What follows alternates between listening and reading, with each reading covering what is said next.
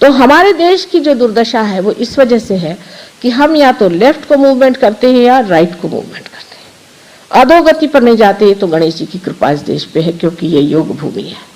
इस भारतवर्ष को इतने धन्यवाद देने चाहिए कि इसने अपने गोद में आप लोगों को रहने की व्यवस्था की। इतनी बड़ी महान भूमि में रहते हुए भी हम इतने दुखी क्यों, सब लोग पूछते हैं।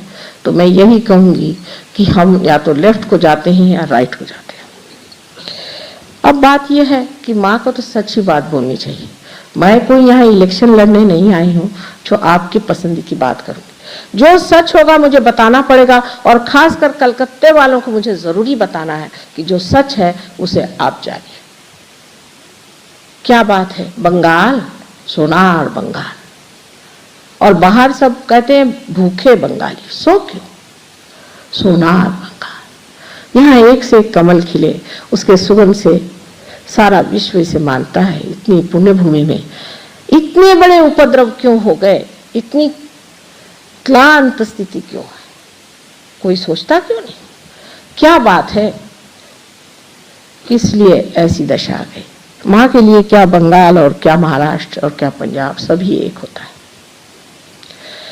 और कभी कभी बहुत दुख लगता है कि यहाँ पर महिषासुर को मारा गया था, वहां फिर महिषासुर का राज्य आ गया, और महिषासुर को ही पूछते हैं। रामदास स्वामी ने कहा है, महिषा मर्दिला चंदने, भैंस को चंदन से रगड़ रगड़ के और उसकी पूजा कर रहे हैं। उस महिषासुर की पूजा आज यहाँ होती है, और वो ये तांत्रिकों के नाम से आपके घर घर में घुसे हुए लोग हैं। मैं कलकत्ते आने से शुरू से ही जरा अन्यमनस्क, वजह यह थी कि लोग मानेंगे नहीं मेरी बात। ये चक्कर इनके बड़े खराब है, इनके जाल आपके ऊपर पड़े हुए हैं। ये तो लेफ्ट साइड की बात हो गई कि कोई तकलीफ हुई गए तांत्रिकों के पास, कोई परेशानी हुई तांत्रिकों के पास, और बहुत से तो इनमें से गुरु बन के घूम रहे हैं और परमात्मा का नाम लेते हैं।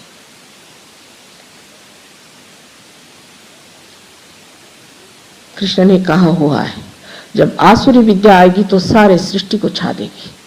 ये मैं बंगाल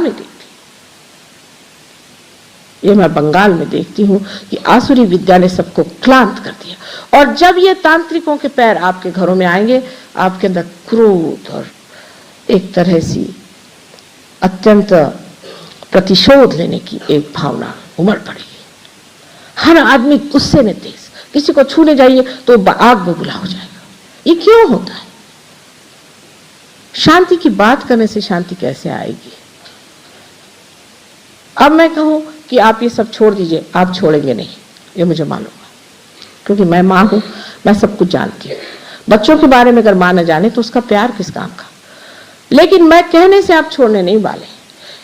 ये जब छूटेगा जब आपकी अपनी माँ कुंडलिनी जागृत हो जाएगी, फिर मुझे कुछ कहना नहीं पड़ेगा, मुझे कुछ नहीं कहना पड़ेगा। आप अपने आप छोड़ करके दूर हो जाएंगे, क्योंकि जैसे ही आप किसी तांत्रिक के पास में जाएंगे तो आपको उष्ण उष्ण से बहुत सी ऐसी हवा आएगी, इतना ही नहीं आपके हाथ में ब्लिस्टर्स भी आ जाए, पैर में भी ब्लिस्टर्स, और भागेंगे वहां से।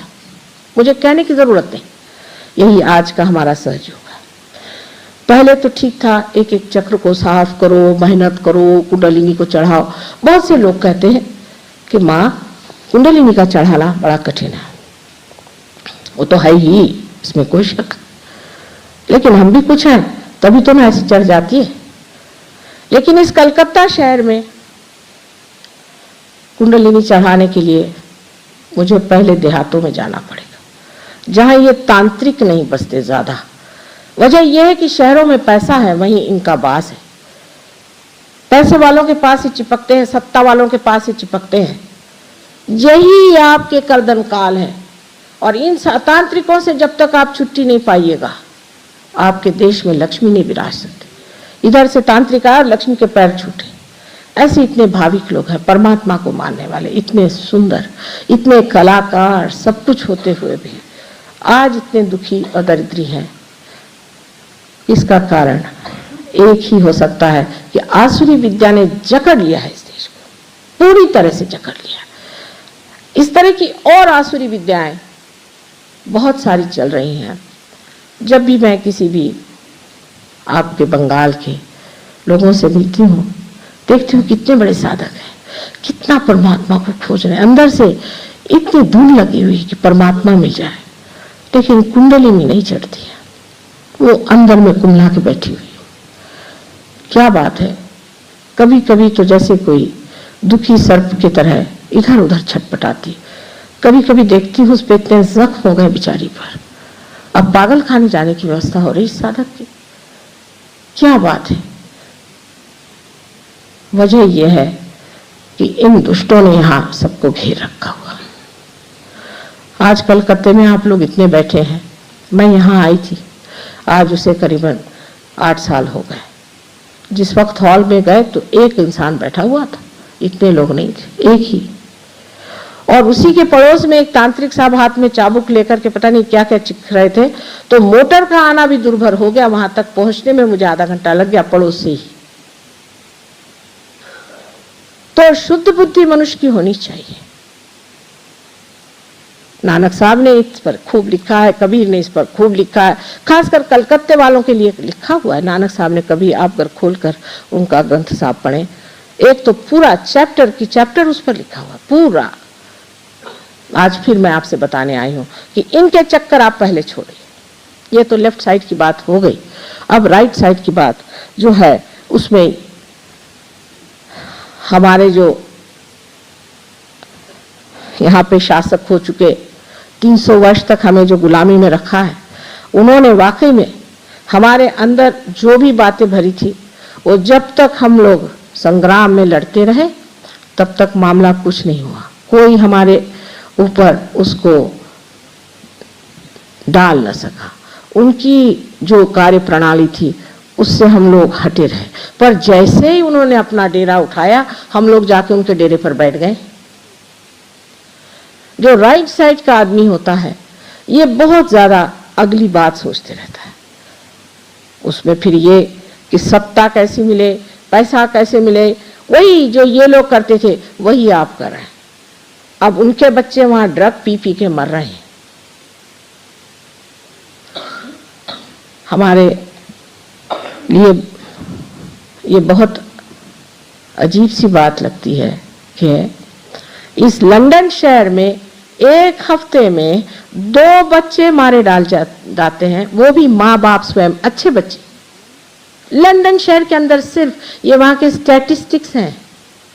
कोई प्रेम नहीं, पैसे से प्रेम या सत्ता से प्रेम, लेकिन अपने बच्चों से प्रेम नहीं। गरीबी का एक फायदा है कि कम से कम आपस में प्रेम होता है,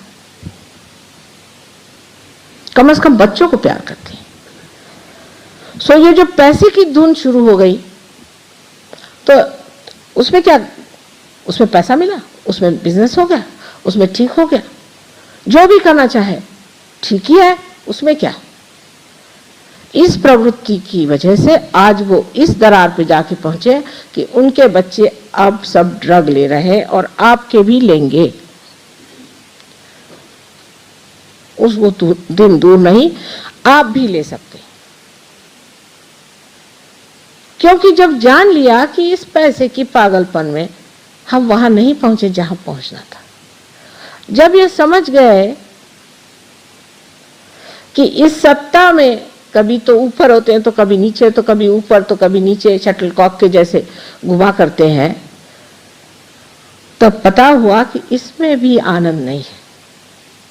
तो आनंद कहाँ है, ये हमारे शास्त्रों में इतना सुंदर लिखा हुआ है। आपको आश्चर्य होगा कि सारे संसार में जो आज आप देख रहे हैं बड़े बड़े पेड़ सिविलाइजेशन के खड़े हुए हैं, एक पत्ता दूसरे पत्ते को नहीं जानता, एक पत्ता दूसरों से प्यार नहीं करता है।